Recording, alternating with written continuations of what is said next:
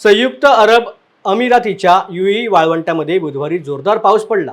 पावसाचा जोर इतका होता की देशामध्ये सामान्यपणे 2 वर्षात जितका सरासरी पाऊस पडतो तितका पाऊस एकाच दिवसात पडलाय। त्यामुळे दुबई आता अन्य शहराप्रमाणे पाण्यात बुडाले।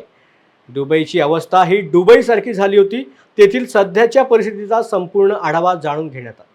आमचे विशेष प्रतिनिधी प्रथमेश माडिक दुबईमधून आपल्यासोबत जोडले गेलेत। प्रथमेश, काय सांगशील, दुबईमध्ये सध्या काय परिस्थिती आहे आणि एवढा पाऊस दुबईसारख्या ठिकाणी पडल्याचं कारण काय आहे? 15 एप्रिल 2024 ही दुबईकरांसाठी काळं रात्र ठरली। 15 तारखेला जो मुसळधार पाऊस झाला त्यामुळे संपूर्ण दुबईमध्ये हाहाकार माजला होता। आपण पाहू शकतो माझ्या मागच्या बाजूला संपूर्ण ठिकाणी पाणी भरले आणि ज्यामुळे संपूर्ण दुबई ही पाण्याखाली गेली।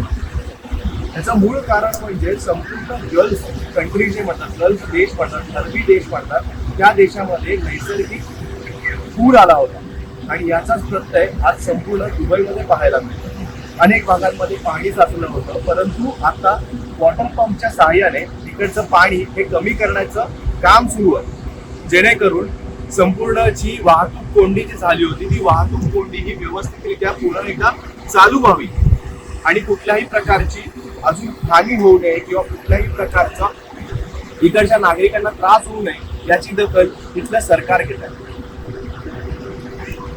प्रथमेश, दुबई व्यवस्थापन कशा पद्धतीने काम करते? कारण वर्षभराचा पाऊस हा एकाच दिवशी पडलाय, त्यामुळे काय त्या ठिकाणी नियोजन असल्याचं पाहायला मिळतंय।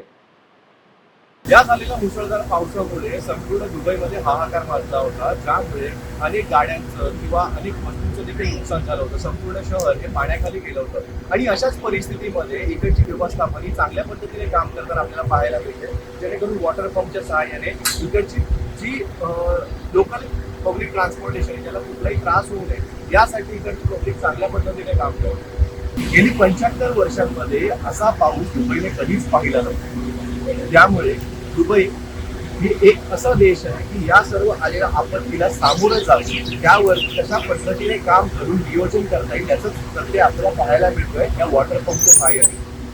न्यूज अंकटसाठी प्रथमेश महाडिक, दुबई। धन्यवाद प्रथमेश, तुझ्या दिलेल्या माहितीबद्दल।